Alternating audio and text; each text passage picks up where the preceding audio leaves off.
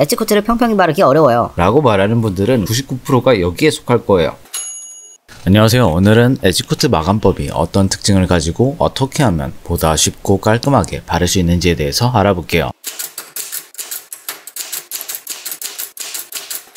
엣지코트 마감법은 가죽공예의 대표적인 마감법 중 하나이고 아마 대부분의 분들이 가지고 있는 가방이나 지갑을 보면 쉽게 볼 수 있을 거예요. 쉽게 생각하면 엣지코트는 마르면 고무 같은 성질을 띠는 물감입니다. 엣지코트의 장점은 어떤 형태의 작업이든 쉽게 작업할 수 있는 편이고 작업 과정에서의 오차를 재단 후에 마감할 수 있다는 점에서 오차 컨트롤이 쉬운 편이죠. 외관상으로도 하나의 색으로 일체감을 주어 깔끔한 이미지를 주고 내구성 면에서도 별도의 관리 없이도 일정 수준 이상의 내맘모성을 보여주죠. 엣지코트는 가죽면을 보호해주는 코팅막이라고 볼 수 있어요. 일종의 액정보호 필름 같다고 보셔도 됩니다. 그러다 보니 단면의 데미지가 누적되면서 떨어져 나가는 순간이 오게 되는데 이때 고무처럼 떨어지고 깨지는 모습이 단점이겠네요. 물론 이 부분은 다시 작업하는 방식으로 보완이 가능하죠. 여러가지 파생법이 있기는 하지만 기본적으로 엣지코트는 바르고 말리고를 반복합니다. 그러다 보니 말리는 시간이 필요하게 되는데 이 시간을 열을 가하는 등의 방법으로 단축시키는 열 마감법이라든지 파생법들이 생겨나게 되죠. 이러한 마감법들은 추후에 영상으로 한번 정리를 해볼게요. 엣지코트 작업을 초보자분들이 어려워하시는데 몇 가지 꿀팁을 알려드릴게요. 첫 번째, 엣지코트 바르기 전에 단면을 정리해주기. 너무나 당연한 내용인데 귀찮아서 많이들 안 하세요. 엣지코트 마감의 큰 장점 중 하나가 마감 직전에 재단을 할 수 있다는 거예요. 이런 식으로 아예 자를 걸 고려해서 작업을 할 수도 있죠. 단면을 재단하거나 사포질해서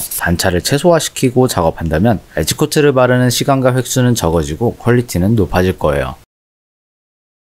엣지코트는 원래 이러한 약칠 기계를 이용해서 대량 생산을 목적으로 만들어진 마감법이에요. 요즘엔 기계형 약치기가 아닌 이런 소형화된 약칠기도 많이 나와 있죠. 하지만 이런 약칠기는 소량 생산에는 적합하지 않아요. 가장 큰 이유는 번거로움과 약의 손실이 크기 때문이라고 할 수 있겠네요. 저는 보통 30개 이상의 피스를 마감할 때 사용하는 편이에요. 제가 처음 배웠던 엣지코트용 도구는 송곳이에요. 혹은 비베러를 이용해서 작업하시는 분도 봤어요. 비베러의 경우 만년필처럼 홈에 엣지코트를 머금어서 송곳보다는 좀 더 편하게 작업은 가능하죠. 요즘은 송곳 끝에 동그란 구슬 같은 게 붙어서 엣지코트를 머금을 수 있는 엣지봉이라는 녀석도 있죠. 다만 이런 종류의 도구는 쓰자마자 닦아내야 해요. 이게 제법 번거롭습니다. 특히 비베러는 홈 사이사이를 닦아내야 하죠. 그래서 제가 가장 많이 쓰는 도구는 산적꽃이에요. 다이소에 가면 몇백 개에 1,000원 이런 식으로 나옵니다. 이렇게 컬러별로 쓰고 끝부분만 잘라내고 또 쓰고 말렸다가 그냥 써도 되고 개인적으로는 작업 성향에 가장 맞더라고요. 다른 도구 중에 많이 쓰는 제품은 이런 뾰족 공병이에요. 엣지코트를 찍어내는 과정이 생략되어 긴 부분을 바를 때 자주 사용을 합니다. 안 쓰면 입구가 막혀서 뚫어져야 하는 번거로움은 있어요. 이외에도 면봉이나 스펀지 등을 이용해서 작업하시는 분들도 있죠. 바르는 도구의 정답은 없습니다. 심지어 브랜드의 메이킹 영상을 봐도